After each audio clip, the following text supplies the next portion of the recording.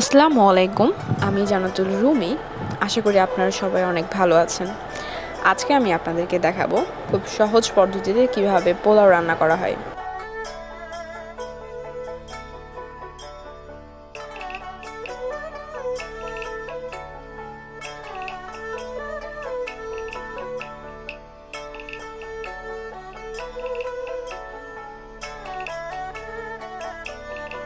প্রথমেই একটা পাত্র নিয়ে নেবেন। সেই পাত্রতে আপনি এখানে আপনার প্রয়োজন অনুযায়ী পেঁয়াজ ভাজতে যতটুকু তেলের প্রয়োজন অতটুকু পরিমাণে আপনি সয়াবিন তেল নিয়ে নেবেন, বা রাইস ব্রান অয়েল নিয়ে নিলেন, বা অলিভ অয়েল বা সরিষার তেল, যেটা আপনারা খেতে পছন্দ করেন সেই তেলটাই আপনারা এখানে ব্যবহার করতে পারেন।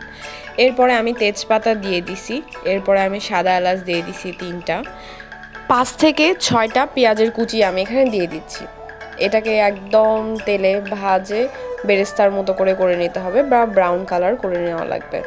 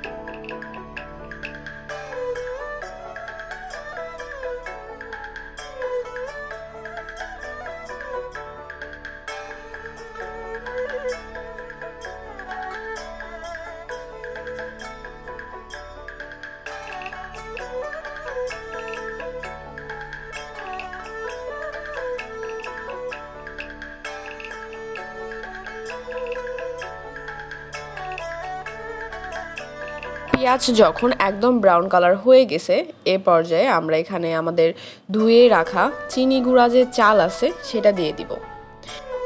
ধোবার পরে এটাকে একটা কোনো চালনির মাঝে রেখে দিব, যেন চিনি গুঁড়ার সাথে যে পানিটা আছে এই পানিটা ঝরে যায়। এখানে আমরা যে চালটা নিয়ে নিয়েছি, এখানে তেলের মধ্যে এই চালটাকে আমরা ভাজতে থাকবো। যতক্ষণ পর্যন্ত এটা ভাজা হবে না ততক্ষণ পর্যন্ত এটা আমরা অনবরত নাড়তেই থাকবো।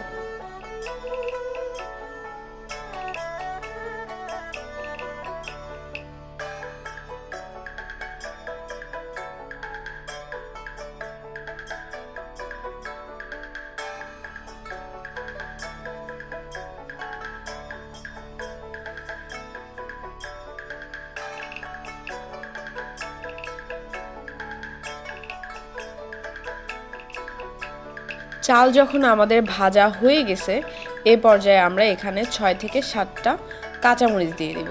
কাঁচামরিচ হচ্ছে একদমই অপশনাল, আপনি চাইলে দিতে পারেন, আবার এটাকে স্কিপও করতে পারেন, কিন্তু দিলে এখানে একটা অনেক সুন্দর মৌ গন্ধ পাওয়া যায়, বা কাঁচামরিচের একটা কাঁচা কাঁচা গন্ধ লাগে।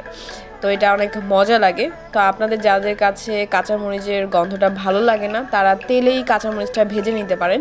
কিন্তু আমরা এখানে কাঁচামরিচের এই গন্ধটা অনেক বেশি ভালো লাগে, তো এজন্য চাল যখন ভাজা হয়ে গেছে এই পর্যায়ে আমরা শুধুমাত্র কাঁচামরিচটা ব্যবহার করছি।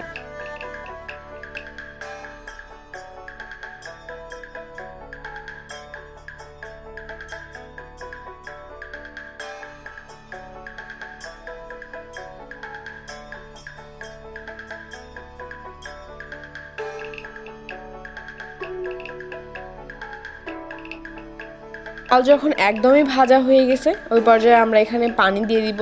পানির পরিমাণ এমন হবে যে আপনার যদি 1 কাপ পরিমাণ চাল হয়, সেক্ষেত্রে 2 কাপ পরিমাণ আপনি পানি দিয়ে দিবেন। আর সেই পানিটা অবশ্যই আগে থেকেই গরম করে রাখবেন। গরম করে পানি দিলে এই চালটা অনেক বেশি ঝরঝরে হয়ে থাকে। আর চাল যেন ল্যাটকা না হয়ে যায়, কিংবা চালের কম না হয়, এই জন্য আপনারা একটা প্রসেস সবসময় ফলো করতে পারেন, যে 1 কাপ চালে 2 কাপ পানি, এটা অবশ্যই। ধন্যবাদ আমার সাথেই থাকার জন্য। তো আমার পোলাওয়ের রেসিপি আপনাদের কাছে কেমন লাগছে এটা অবশ্যই কমেন্ট বক্সে জানাবেন।